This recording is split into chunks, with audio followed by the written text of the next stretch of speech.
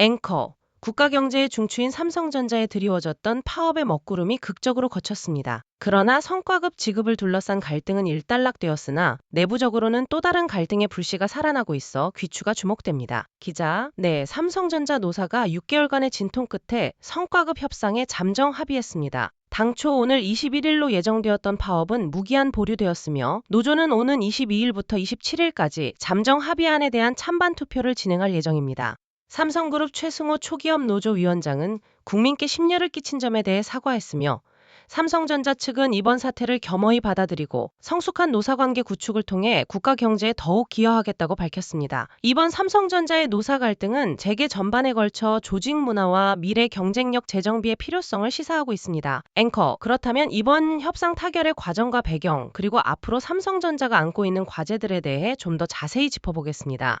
기자, 협상 타결 직전까지 노조 측은 영업이익의 15%를 성과급 재원으로 하고 성과급 상한선 폐지를 강하게 요구했습니다. 하지만 정부의 개입이 분위기를 반전시켰습니다. 김민석 국무총리의 대국민 담화와 이재명 대통령의 노동권과 경영권 존중 발언, 그리고 긴급 조정권 발동 가능성 시사가 직접적인 압박으로 작용했습니다.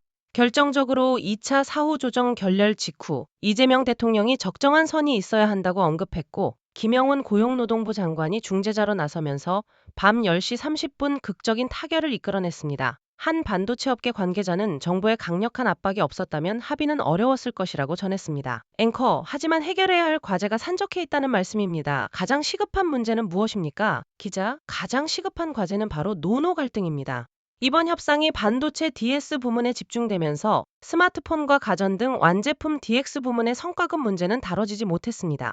이로 인해 적자를 기록하고 있는 DS 부문의 파운드리와 시스템 LSI 사업부 직원들은 억대 성과급을 받는 반면 수년간 흑자를 이어온 스마트폰 사업부 직원들은 상대적으로 적은 성과급을 받게 되었습니다. 협상 이전부터 DS와 DX 부문 간의 갈등은 이미 깊어졌습니다. DX 부문 중심의 동행노조가 공동교섭단에서 이탈했으며 최승호 위원장은 노조 내부 소통 채널에 DX 부문에 대한 어려움을 토로하는 글을 남기기도 했습니다.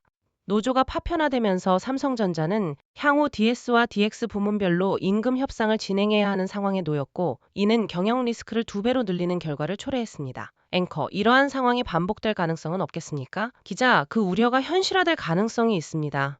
이번 협상에서 적자사업부의 성과급 지급 유예기간이 1년으로 설정되면서 동일한 갈등이 내년에도 재현될 수 있다는 전망이 나옵니다. 이에 따라 삼성전자 사측은 향후 1년 안에 새로운 성과급 시스템을 설계해야 하는 막중한 과제를 안게 되었습니다. 현금 중심의 성과급 지급 방식에서 벗어나 실리콘밸리 테크 기업들처럼 조건부 주식 보상 RSU과 같은 장기적인 보상 체계로의 전환이 거론되고 있습니다.